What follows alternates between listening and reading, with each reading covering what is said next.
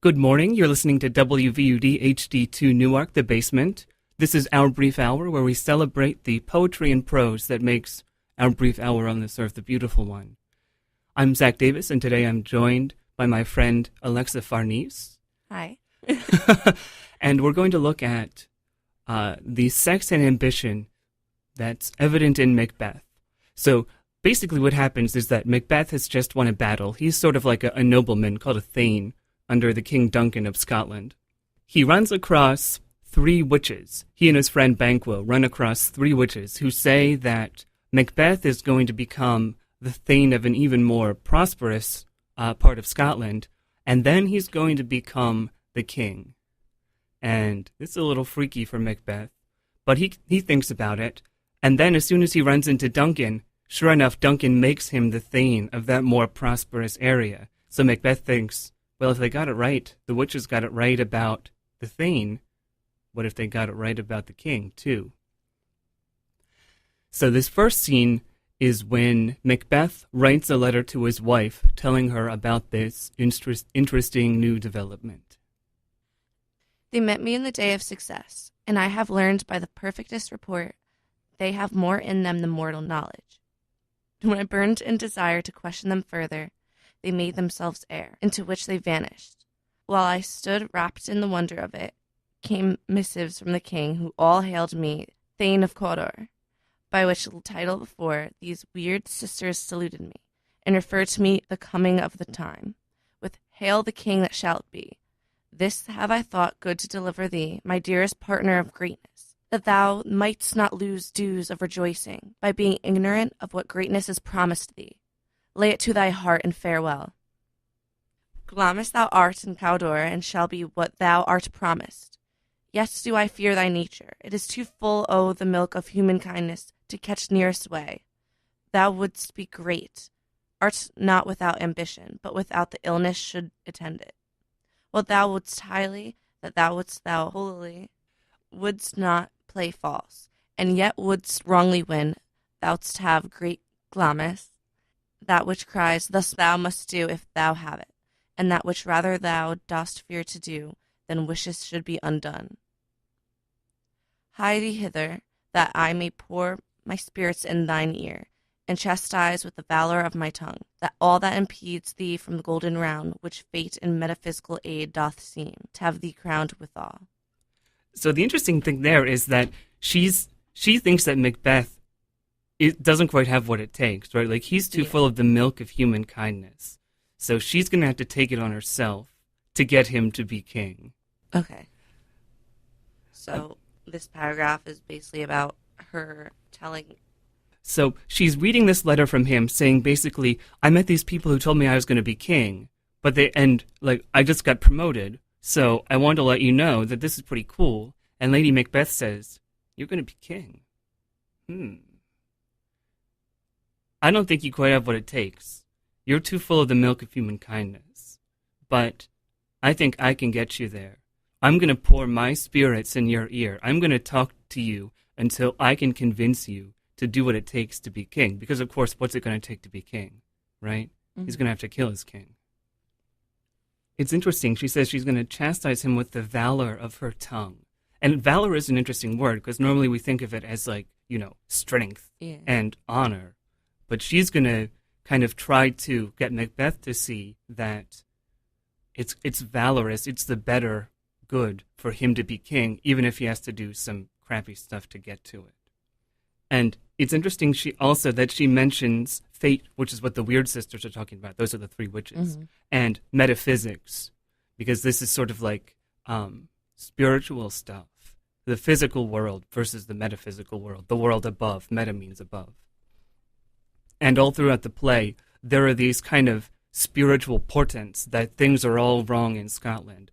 There's really bizarre weather for the time of year, and the earth shakes and stuff like that. So she's going to try to get the metaphysical world on her side, but it turns out that the metaphysical world isn't all that thrilled with trying to kill the king anyway.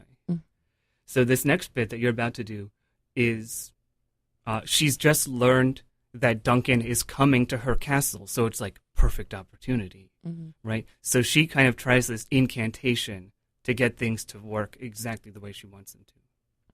The raven himself is hoarse. The croaks and my fatal entrance of Duncan under my battlements. Come, you spirits that tend on my moral thoughts, unsex me here, and fill me from the crown to the toe-top full of direst cruelty. Make thick my blood, stop the access and passage to remorse, that no compunctions visitings of nature shake my fell purpose, nor keep peace between the effect in it. Come to my woman's breasts, and take my milk for gal, you murdering ministers. Wherever your sightless substances, you wait on nature's mischief.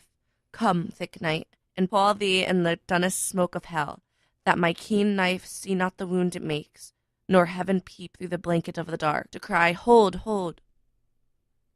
Great Lammas with worthy Cawdor, greater than both by the all hail hereafter. Thy letters have transported me beyond this ignorant present, and I feel now the future in the instant. My dearest love, Duncan comes here tonight. And when goes hence? Tomorrow, as he purposes. Oh, never shall the sun that morrow see. Your face, my Thane, is as a book where men may read strange matters. To beguile the time, look like the time, bear welcome in your eye. Your hand, your tongue, look like the innocent flower, but be the serpent under't. He that's coming must be provided for, and you shall put this night's great business into my dispatch, which shall to all our nights and days to come give solely sovereign sway and masterdom. We will speak further. Only look up clear. To alter favor ever is to fear. Leave all the rest to me. Only look up clear. To alter favor ever is to fear. Isn't that kind of interesting? I love that line. Yeah. And then she says, leave all the rest to me.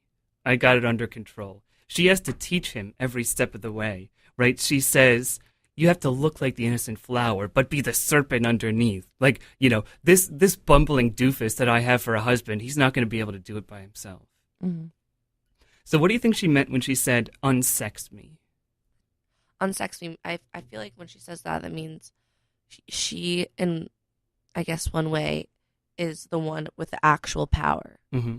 But in that day and age, I guess women can't really have power. So she, through Macbeth, is, I guess, like unsexing, like making him like the portal, like from her power to like him to Mm-hmm. actually. Right. Yeah. Like she can't, as a woman, technically, she can't really do all this stuff that she wants to do. So the only way she can do it is to lose her sex. Mm-hmm. To stop being a woman and start being something else. And when she talks to Macbeth later, we'll see this more, where she talks about transforming the things that make her a mother into things that make her this like force of vengeance.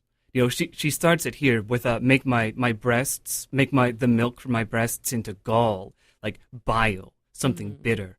She's forfeiting the chance to have kids for this chance to be this avenging spirit that gets her husband on the throne. All right, and now we start hearing Macbeth worrying about everything. If it were done, 'tis done, then 'twere well it were done quickly. If the assassination could trammel up the consequence and catch with his surcease success, then that but this blow might be the be-all and the end-all here. But here, upon this bank and shoal of time, well jump the life to come. But in these cases we still have judgment here, that we but teach bloody instructions, which being taught return to plague the inventor. This even-handed justice commends the ingredients of our poisoned chalice to our own lips. He's here in double trust.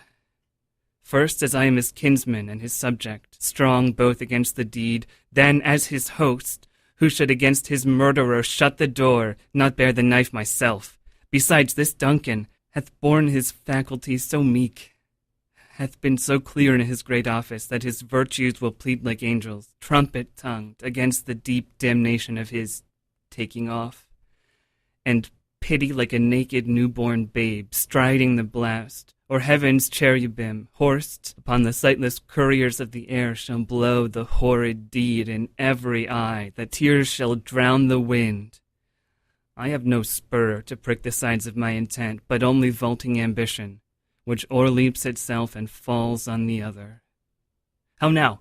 What news? He has almost subbed. Why have you left the chamber?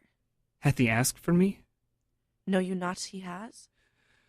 We will proceed no further in this business. He hath honored me of late, and I have bought golden opinions from all sorts of people, which would be worn now in their newest gloss, not cast aside so soon.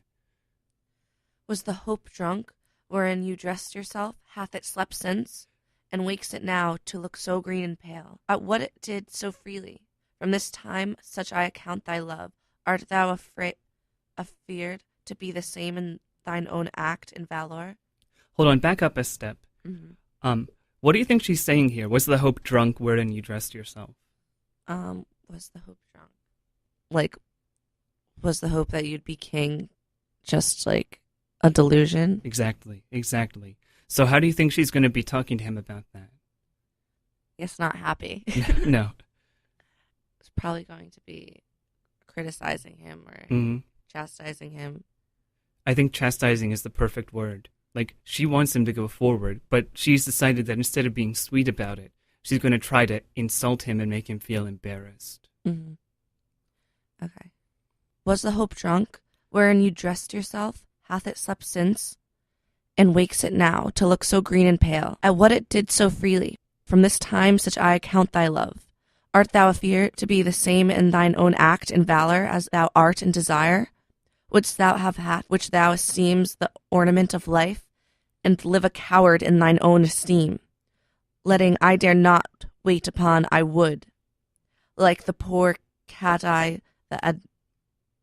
adage? Like the poor cat of the adage. Like the poor cat in the adage. Okay. I apostrophe is in that he just cuts off for the sake of the syllables sounding right. Okay. An adage is like a saying. So there's obviously some saying in Shakespeare's time about a cat that's afraid to do what it said it was going to start out to do.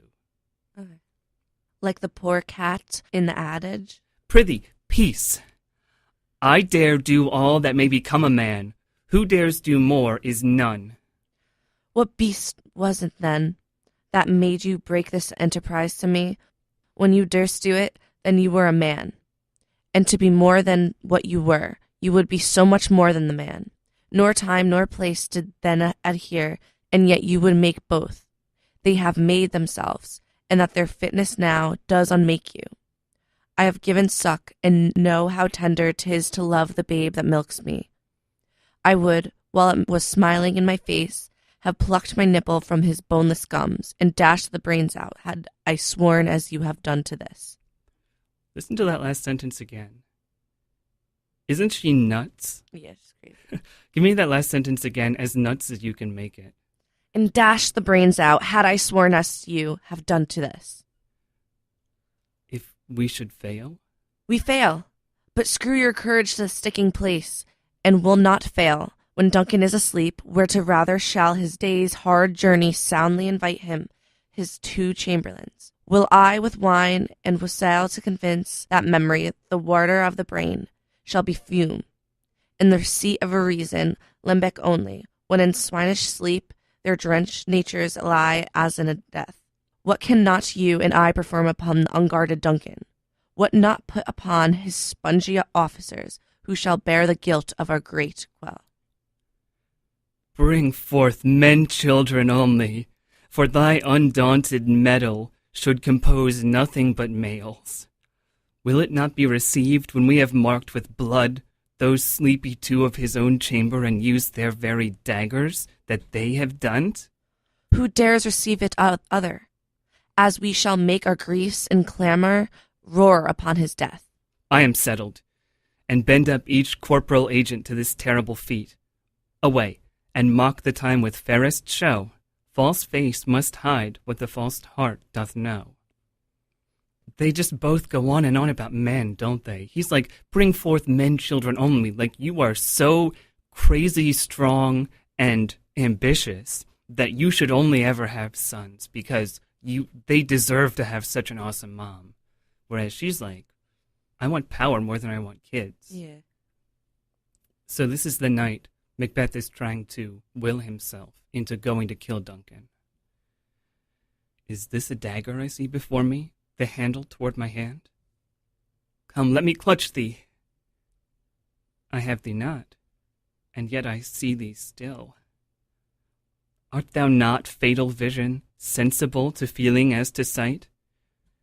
Or art thou but a dagger of the mind, a false creation, proceeding from the heat-oppressed brain?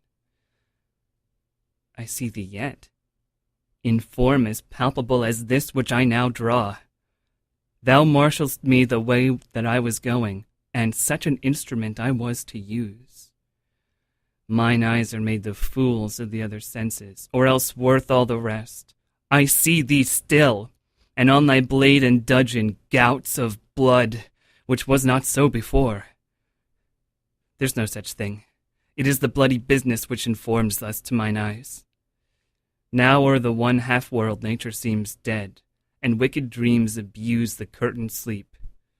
Witchcraft celebrates pale Hecate's offerings, and withered murder, alarmed by his sentinel the wolf, whose howls his watch thus with his stealthy pace, with Tarquin's ravishing strides, towards his design moves like a ghost.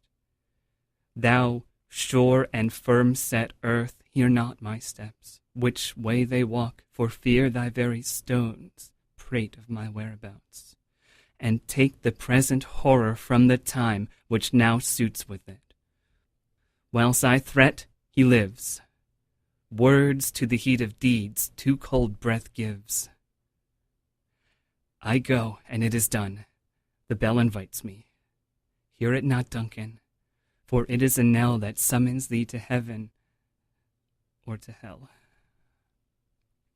So, this is the first time we see honest-to-God insanity here, right? Mm-hmm. He's actually imagining a dagger in the air pointing him toward Duncan. And he tries to grab it, and he can't. And he tries to grab it again, and then all of a sudden it has blood all over it. And then he has this thing, which I think we've all said at some point. Whilst I threat, he lives. Words to the heat of deeds, too cold action gives, too cold breath gives. Like, I'm just sitting here talking, and I'm not doing anything. You know, I feel that way about homework every single week. Yeah. And again, we hear this over and over again. What's he talking about in this? Like, who's watching him? The earth itself, right? The earth is paying attention to him. Who's going to listen to his footsteps? The stones. Who does, earlier, in one of the things you were saying just a minute ago, wasn't Lady Macbeth worrying about nature? Yeah, there we go. She's talking about the receipt of reason. In other words, getting the two chamberlains drunk. And she's calling it the receipt of reason a limbeck only, when in swinish sleep their drenched nature lies as in a death. Like, this nature just keeps coming back to them. They can't stop thinking about it. Mm-hmm. And later on, we're going to hear, they don't talk about it, but in the play, if you're watching the play, nature is completely out of whack. And part of it is the three witches, who are just kind of making everything crazy. But, you know, nature itself is rebelling against these two people doing this awful, terrible thing. So at this point, Macbeth is off doing his thing, and Lady Macbeth is kind of wondering what's going on to herself. That which hath made them drunk hath made me bold. What hath quenched them hath given me fire. Hark, peace! It was the owl that shrieked, the fatal bellman, which gives me the sternest good night. He is about it. The doors are open, and the surfeited grooms do mock their charge with snores. I have drugged their posits, that death and nature do contend about them, whether they live or die. Who's there? What, ho? Alack, I'm afraid they have awakened, and 'tis not done. The attempt, not the deed, confounds us. Hark, I laid their daggers. Say that again. That's one of the famous lines from this. The attempt and not the deed confounds us. What is she saying there? This is another one of Shakespeare's, like, everyone knows it, but he can articulate it so well. Have you ever thought that the trying to get yourself to do something is the hard part, but once you start doing it, it's easy? Like, this has been every audition that I've ever gone to, right? Like, getting myself to walk in that room is so hard, but once I'm in there, it just kind of starts flowing, right? Mm-hmm. The attempt is what confounds you. As soon as you do the deed, it all kind of starts going, and you're on a roller coaster and you can't stop. And that's what they're going to feel later on, that we're just on this, we're on this ride that we can't get off. We can't stop moving. The attempt and not the deed confounds them. The attempt and not the deed confounds us. Hark, I laid their daggers ready. He could not miss him. He had not resembled my father as he slept. I had done. Had he not? She was lurking over Duncan's body, and he looked like her dad, so she couldn't get herself to stab him. She's like, oh God, he looks too much like my dad. I can't kill him. So I've got to let Macbeth do it instead. Had he not resembled my father as he slept, I had done. My husband. I have done the deed. Didst thou not hear a noise? I heard the owl scream and the crickets cry. Did not you speak? When? Now. As I descended? I. Hark, who lies in the second chamber? Donalbain. This is a sorry sight. A foolish thought, to say a sorry sight. There's one did laugh in sleep, and one cried murder, that they did wake each other. I stood and heard them. But they did say their prayers and addressed them again to sleep. There are two lodged together. One cried, God bless us, and Amen the other, as they had seen me with these hangman's hands. His hands are covered in blood. Listening to their fear, I could not say Amen, when they did say God bless us. Consider it not so deeply. But wherefore could I not pronounce Amen? I had most need of blessing, and Amen stuck in my throat. These deeds must not be thought after these ways, so it will make us mad. Methought I heard a voice cry, Sleep no more! Macbeth doth murder sleep. The innocent sleep, sleep that knits up the ravelled sleeve of care, the death of each day's life, sore labour's bath, balm of hurt minds, great nature's second course, chief nourisher in life's feast. What do you mean? Still it cried, Sleep no more, to all the house. Glamis hath murdered sleep, and therefore Cawdor shall sleep no more. Who? Macbeth shall sleep no more. Who was it that thus cried? Why, worthy Thane, you do unbend your noble strength to think so brain-sickly of things. Go get some water, and wash this filthy witness from your hand. Why did he bring these daggers from the place? They must lie there. Go carry them, and smear the sleepy grooms with blood. I'll go no more. I am afraid to think what I have done. Look on't again, I dare not. Infirm of purpose, give me the daggers. The sleeping and the dead are but as pictures. 'Tis the eye of childhood that fears a painted devil. If he do bleed, I'll gild the faces of the grooms withal, for it must seem their guilt. What is that knocking? How is't with me, when every noise appalls me? What hands are here? Ha! They pluck out mine eyes. Will all great Neptune's ocean wash this blood clean from my hand? No. This my hand will rather the multitudinous seas in Incarnadine, making the green one red. My hands are of your color, but I shame to wear a heart so white. I hear knocking at the south entry. Retire we to our chamber. A little water clears us of this deed. How easy it is then, your constancy hath you left unattended. Hark, more knocking. Get on your nightgown, lest occasion call us, and show us to be watchers. Be not lost so poorly in your thoughts. To know my deed, 'twere best not to know myself. Wake Duncan with thy knocking! I would thou couldst.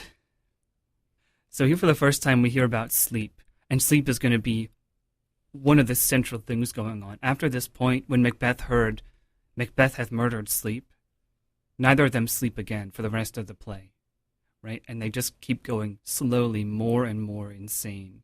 And this is one of those things that's such a big deal in the time that Shakespeare is writing, that your conscience has such a control over your physical body, and maybe it does even today. And again, the Macbeth hears a bell. Lady Macbeth hears an owl. It's this weird jagged disconnect.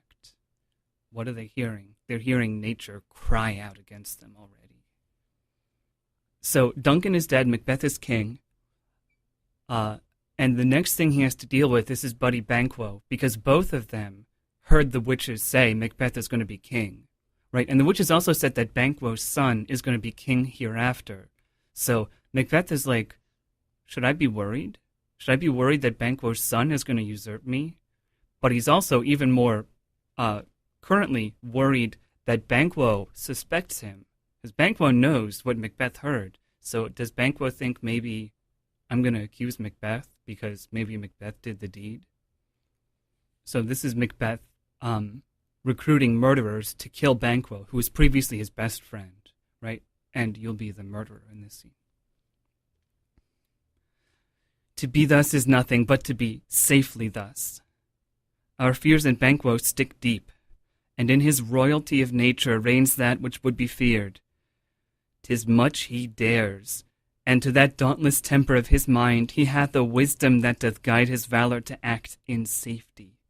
There is none but he whose being I do fear, and under him my genius is rebuked, as it is said Mark Antony's was by Caesar.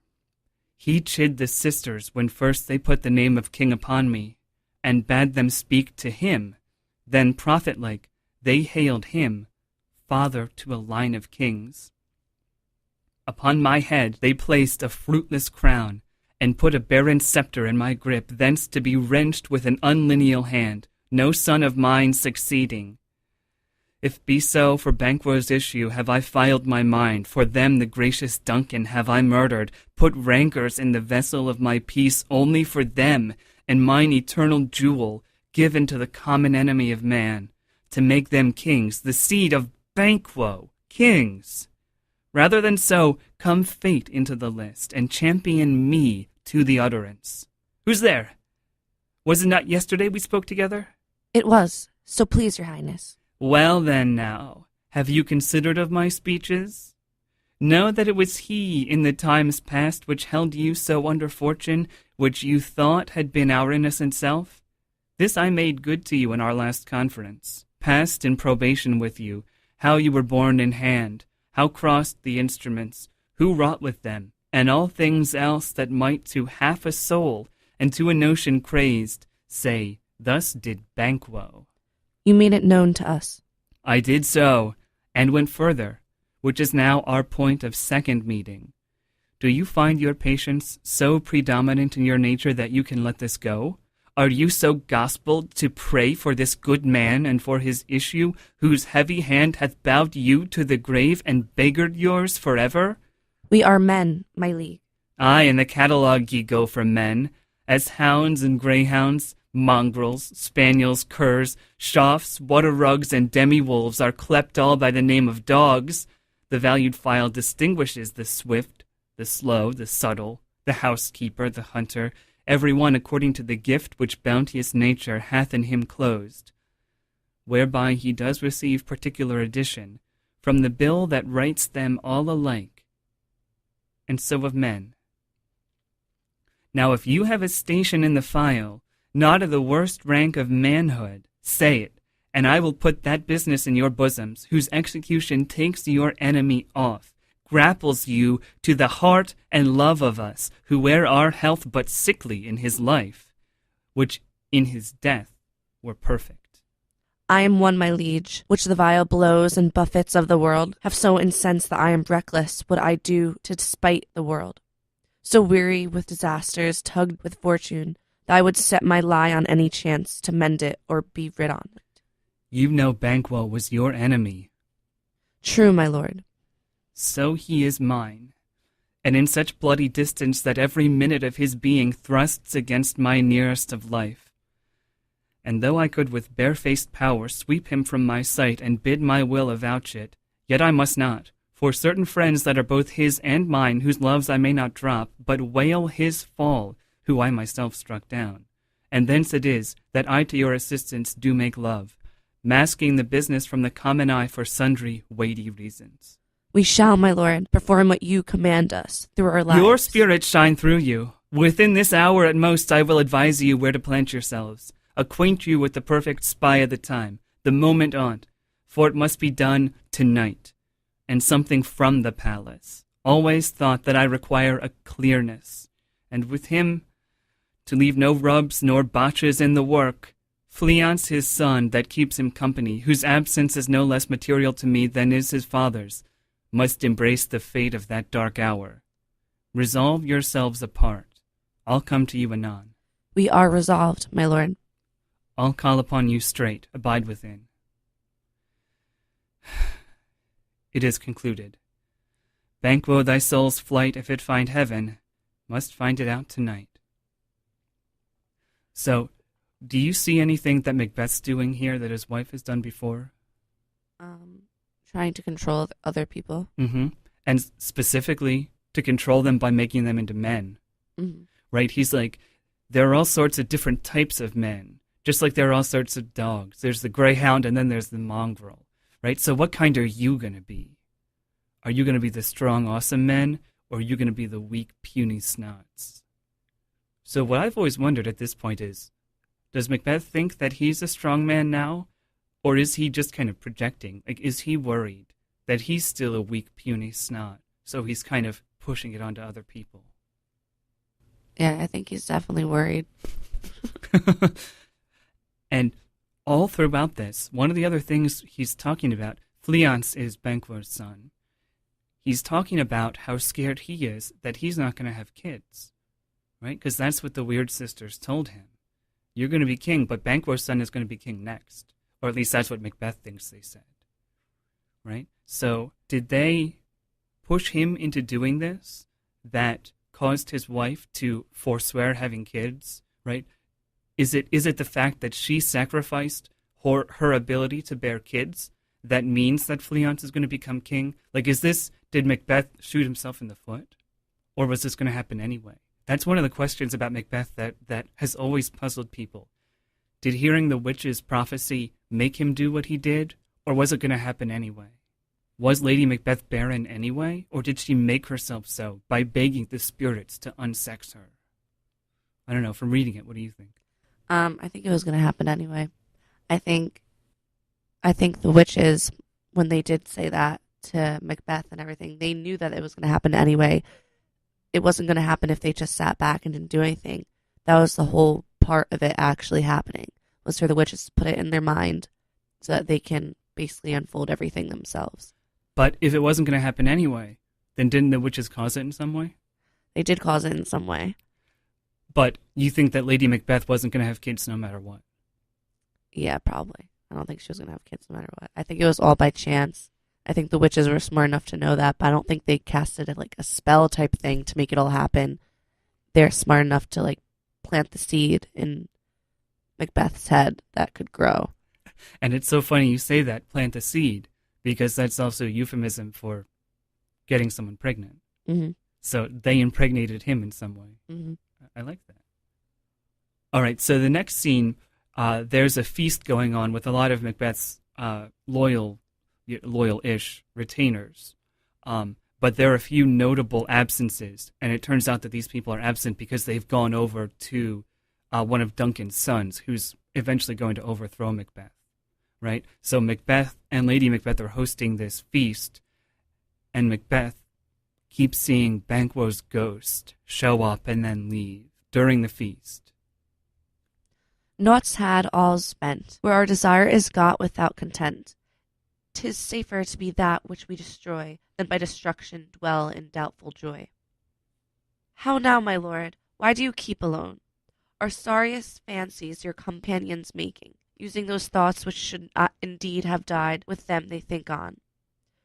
Things without all remedy should be without regard. What's done is done. Just have a quick note for you, okay. As a acting Shakespeare. Yeah. Do you hear yourself pause at the end of each line? No. Do I? Mm-hmm. Okay. I mean, not all of know. them. Like, sometimes you do it a lot more smoothly than other times. In poetry, it's called enjambment, when they don't finish a thought at the end of a line, but it keeps going into the next line. And that's something to watch as you deliver Shakespeare, to deliver the sentence itself, not just the line. So instead of saying, Why do you keep alone of sorriest fancies your companion's making? Right? Because she's asking him, why are you just kind of daydreaming about sad stuff alone? Why do you keep alone of sorriest fancies making, your companion's making? And it just takes practice. So, keep it in mind. Okay. We have scotched the snake, not killed it. She'll close and be herself, whilst our poor Malice remains in danger of her former tooth. But let the frame of things disjoint. Both the worlds suffer, ere we will eat our meal in fear and sleep in the affliction of these terrible dreams that shake us nightly. Better be with the dead, whom we to gain our peace have sent to peace, than on the torture of the mind to lie in restless ecstasy. Duncan is in his grave. After life's fitful fever he sleeps well. Treason has done his worst, nor steel nor poison, malice domestic, foreign levy, nothing can touch him further. Come on, gentle my lord, sleek o'er your rugged looks. Be bright and jovial among your guests tonight. So shall I, love, and so, I pray, be you. Let your remembrance apply to Banquo. Present him eminence, both with eye and tongue, unsafe the while that we must lave our honours in these flattering streams, and make our faces vizards to our heart, disguising what they are. You must leave this. Oh, full of scorpions is my mind, dear wife. Thou know'st that Banquo and his fleons lives. But in them nature's copies, not etern. There's comfort yet. They are assailable. Then be thou jocund. Ere the bat hath flown his cloistered flight, ere the black Hecate summons, the shard-born beetle with his drowsy hums hath rung night's yawning peal, there shall be done a deed of dreadful note. What's to be done? Be innocent of the knowledge, dearest Chuck, till thou applaud the deed. Come, sealing night, scarf up the tender eye of pitiful day, and with thy bloody and invisible hand cancel and tear to pieces that great bond which keeps me pale. Light thickens, and the crow makes wing to the rooky wood. Good things of day begin to droop and drowse, while night's black agents to their praise do rouse. Thou marvelst at my words, but hold thee still, things bad begun make strong themselves by ill. So prithee go with me. I think it's fascinating in this speech that he says, ere we will eat our meal in fear and sleep, in the affliction of these terrible dreams that shake us nightly. Better be with the dead, whom we to gain our peace have sent to peace, than on the torture of the mind to lie in restless ecstasy. What's he saying there? It's better to be dead than having to live Exactly. with what he's done. Exactly. To be or not to be. Whether to bear the whips and scorns of time. Right? And he's saying, and it's amazing how many of Shakespeare's heroes, quote, quote, heroes, end up wondering whether it's better to just kill themselves now. Why do you think he uses the word ecstasy? Lying in restless ecstasy would be him being king, maybe. Or like being either to be dead or to lie and what he just made for himself, being king, all the power, but it comes with a price, I guess. So you think that's the ecstasy part, that he is king after all? Even though he calls it a torture of the mind. I guess so. I wonder if he means having sex with his wife there. Because in various plays, there's various level of sexual tension between Macbeth and Lady Macbeth. In one of the most famous plays, the Royal Shakespeare Company, with Judi Dench as Lady Macbeth and Ian McKellen as Macbeth himself, that whole line, the whole bit when she's trying to convince him, the whole unsex me scene, they're hanging all over each other, and she's stroking him, and then she pushes him away when she's trying to make him unmanned, and then she draws him back in, right? So what if this sex they have is all tied up in this? When he's evil, that's when she's most willing to lie with him, right? So this is the restless ecstasy he's lying in. It's the kind of the reward for doing these evil things he's done. I guess really it depends on how crazy and messed up you want Lady Macbeth to seem in your play. Sorry, Macbeth, I'm only going to put out if you murder someone. But ecstasy also just means kind of this incredibly vivid feeling. So it wasn't always used to mean extreme happiness the way we think of it today. So here is actually at the feast. You know your own degrees. Sit down, at first and last the hearty welcome. Ourself will mingle with society and play the humble host. Our hostess keeps her state, but in best time we will require her welcome. Pronounce it for me, sir, to all of our friends. For my heart speaks they are welcome. See, they encounter thee with their heart's thanks. Both sides are even. Here I'll sit in the midst. Be large in mirth. Anon we'll drink a measure the table round. The first murderer appears at the door. There's blood on thy face. 'Tis Banquo's then. 'Tis better thee without than he within. Is he dispatched? My lord, his throat is cut that I did for him. Thou art the best of the cutthroats, yet he's good that did the like for Fleance. If thou didst, thou art the nonpareil. Most royal, sir. Fleance escaped. Then comes my fit again. I had else been perfect, whole as the marble, founded as the rock, as broad and general as the casing air. But now I am cabined, cribbed, confined, bound in to saucy doubts and fears. But Banquo's safe. Ay, my good lord, safe in a ditch he bides, with 20 trenched gashes on his head, the least a death to nature. Thanks for that. There the grown serpent lies. The worm that's fled hath nature that in time will venom breed. No teeth for the present. Get thee gone. Tomorrow we'll hear ourselves again.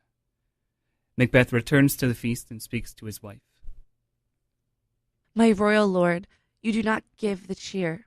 The feast is sold that is not often vouched, while 'tis a making. 'Tis given with welcome. To feed we're best at home. From thence the sauce to meat is ceremony. Meeting were bare without it. Sweet remembrance, sir. Now good digestion wait on appetite and health on both. Here had we now our country's honour roofed, were the graced person of our Banquo present, who may I rather challenge for unkindness than pity for mischance. Which of you have done this? Thou canst not say I did it. Never shake thy gory locks at me. Here he's talking to Banquo's ghost. Sit, worthy friends. My lord is often thus, and hath been from his youth. Pray you keep seat. The fit is momentary upon a thought. He will again be well, if much you note him. You shall offend him and extend his passion. Feed and regard him not. Are you a man? I and a bold one, that dare look on that which might appeal the devil. Oh, proper stuff. This is the very painting of your fear. This is the air-drawn dagger which you said led you to Duncan. Oh, these flaws and starts and postures to true fear would well become a woman's story out of Winter's Fire. Authorized by her grandam. Shame itself. Why do you make such faces? When all's done, you look but on a stool. Prithee, see there! Behold! Look! Lo, how say you? Why, what care I? If thou canst not, speak too. If charnel houses and our graves must send those that we bury back, our monuments shall be the maws of kites. What quite unmanned in folly? If I stand here, I saw him. Fie, for shame.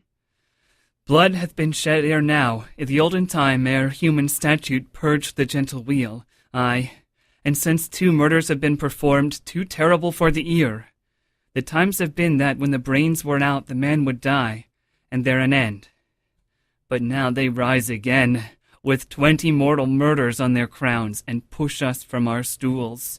This is more strange than such a murder is. My worthy lord, your noble friends do lack you. I do forget. Do not muse at me, my most worthy friends. I have a strange infirmity, which is nothing to those that know me. Come, love and health to all. Then I'll sit down. Give me some wine, fill full. I drink to the general joy of the whole table, and to our dear friend Banquo, whom we miss, would he were here. And him we thirst, and all to all. Avaunt, and quit my sight! Let the earth hide thee! Thy bones are marrowless, thy blood is cold. Thou hast no speculation in those eyes which thou dost glare with me.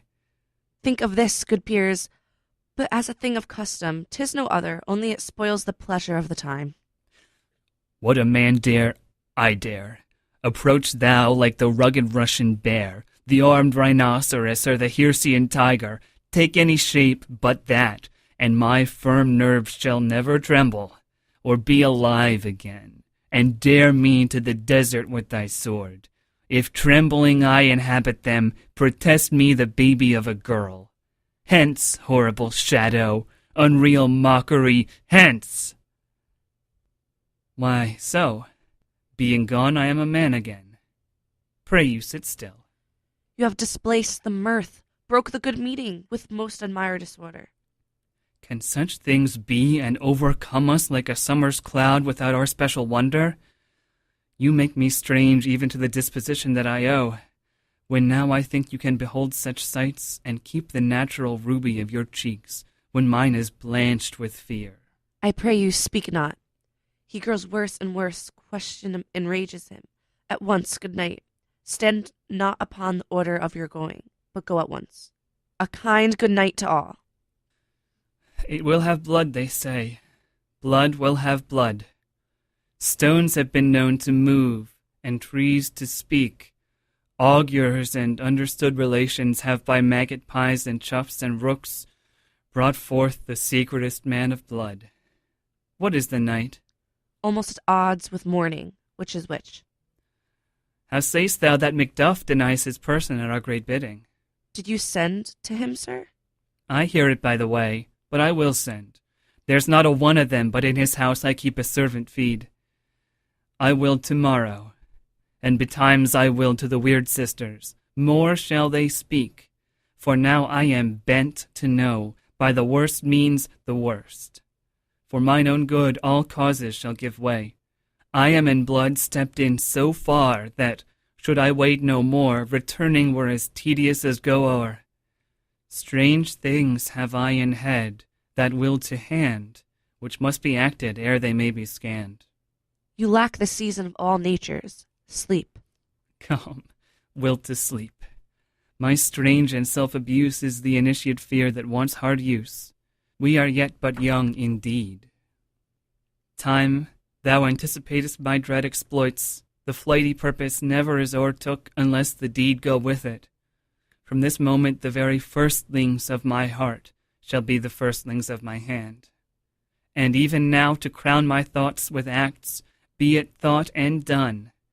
The castle of Macduff I will surprise, seize upon Fife, give to the edge of the sword his wife, his babes, and all unfortunate souls that trace him in his line. No boasting like a fool.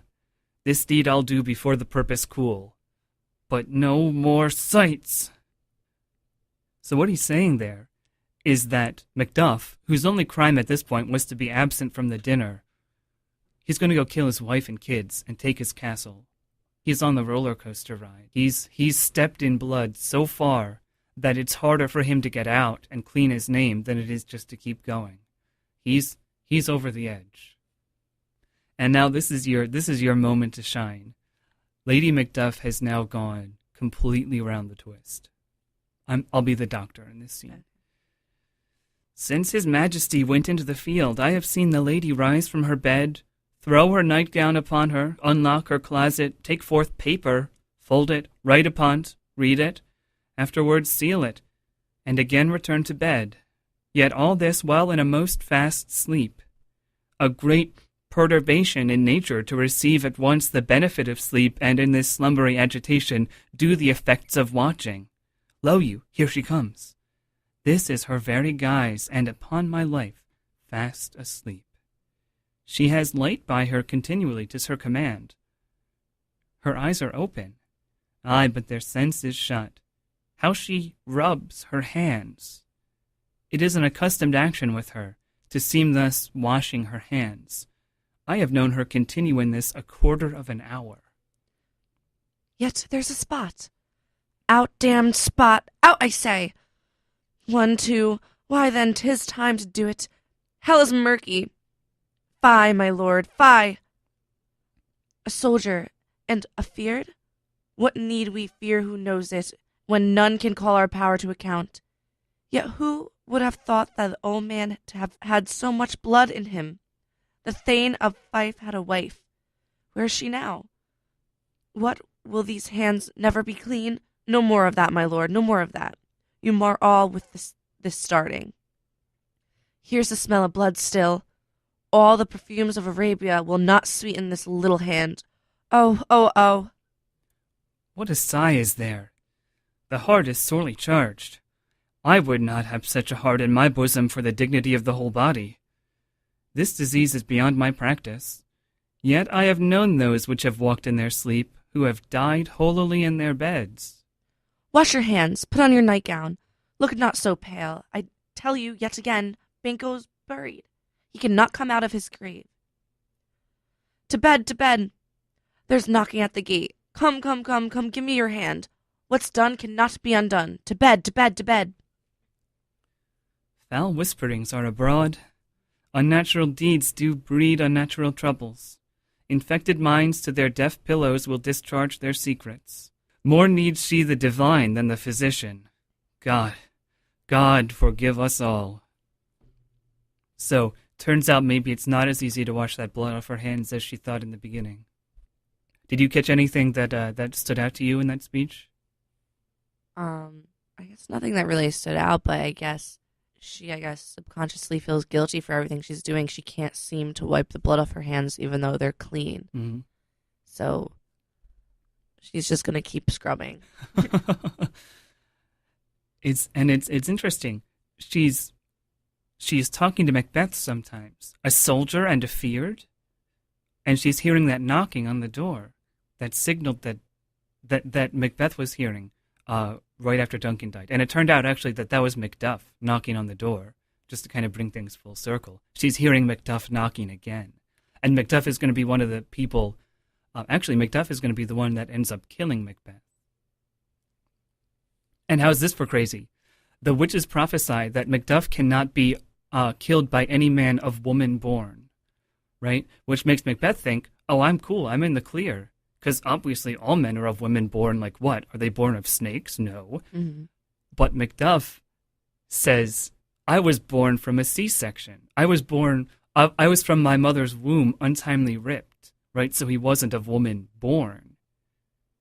And that's how we can kill him. So Macbeth is killed by this not really born person, just like Macbeth's kids aren't really born. Mm-hmm. So it's like this whole idea of pregnancy and giving birth and not being able to give birth and being the unnatural fruit of such a union runs throughout the play. So I'm sad, Alexa, that Lady Macbeth is now dead. However, you do have one more role as Macbeth's steward and later a messenger in his scene. At this point, Malcolm, the person who's going to eventually end up as king, is in the field marching toward Macbeth, and Macbeth knows basically that this is it for him. He's outnumbered, he's in trouble, but there's one final hope, because the witches have said that you're not going to be in trouble until the Birnam Wood marches upon you. And he's like, well, how can a forest march on me? I'm in the clear, just like, no man born of woman is gonna kill me. So what happens is that Malcolm's army grabs like branches and stuff from Birnam Wood and uses them, like literally hides behind branches, holds them up as they march. And of course that means that Birnam Wood is marching on Macbeth. Hang out our banners on the outwood walls. The cry is still, they come. Our castle's strength will laugh a siege to scorn. Here let them lie till famine and the ague eat them up. Were they not forced with those that should be ours, we might have met them dareful, beard to beard, and beat them backward home. Ah! What is that noise? It is the cry of a woman, my good lord. I have almost forgot the taste of fears. The time has been my senses would have cooled to hear a night shriek, and my fell of hair would at a dismal treatise rouse and stir as life were in't. I have supped full with horrors, direness, familiar to my slaughterous thoughts cannot once start me. Wherefore was that cry? The queen, my lord, is dead. She should have died hereafter. There would have been a time for such a word. Tomorrow and tomorrow and tomorrow creeps in this petty pace from day to day to the last syllable of recorded time. And all our yesterdays have lighted fools the way to dusty death. Out, out, brief candle. Life's but a walking shadow, a poor player that struts and frets his hour upon the stage and then is heard no more. It is a tale told by an idiot, full of sound and fury, signifying nothing. Messenger, thou comest to use thy tongue, thy story, quickly. Gracious my lord, I should report that which I say I saw, but know not how to do it. Well, say, sir. As I did stand my watch upon the hill, I looked towards Burnham, and anon, methought, the wood began to move. Liar and slave! Let me endure your wrath, if it be not so. Within this 3-mile May you see it coming. I say, a moving grove. If thou speak'st false, upon the next tree shalt thou hang alive, till famine cling thee. If thy speech be sooth, I care not if thou dost for me as much. I pull in resolution, and begin to doubt the equivocation of the fiend that lies like truth. Fear not till Birnam Wood do come to Dunsinane. And now a wood comes toward Dunsinane. Arm, arm, and out. If this which he avouches does appear, there is nor flying hence nor tarrying here. I yin to be aweary of the sun, and wish the estate of the world were now undone. Ring the alarum bell, blow, wind, come, rack. At least we'll die with harness on our back. I will not yield to kiss the ground before young Malcolm's feet, and to be baited with the rabble's curse. Though Birnam Wood be come to Dunsinane, and thou opposed, being of no woman born, yet I will try the last. Before my body I throw my warlike shield. Lay on, Macduff, and damned be he that first cries, hold, enough. So then Macbeth and Macduff duel. Macduff wins, Macbeth dies, and the play is over.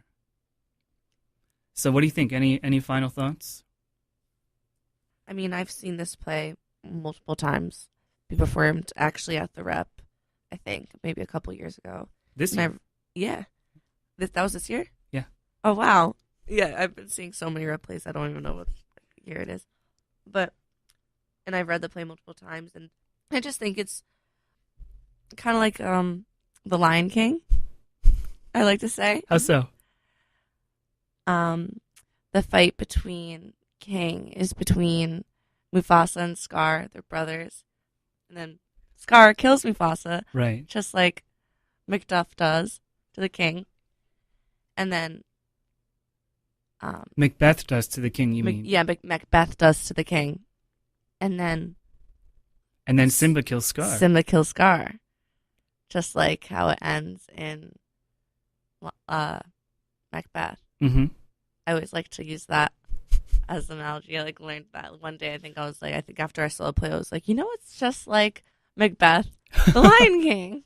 It's definitely not a coincidence. There are also elements of Hamlet in The Lion King. Oh yeah, Hamlet and Hamlet, yeah. So did you get anything different acting in it than you got watching it? Not really yet. I think maybe it's easier for me to understand when I'm actually reading it, but I still don't have that much experience with reading Shakespeare, so I feel like I would have to have more practice to really. Well, you are welcome back anytime, and I certainly hope to work with you again. Maybe give you a little more practice. Okay. Well, thank you so much for appearing on the show. Thank you. Well, thank you, Alexa. Thanks for tuning in. And we will see you next week, 7 o'clock sharp, Friday morning. Have a great Friday, have a great weekend, and take care.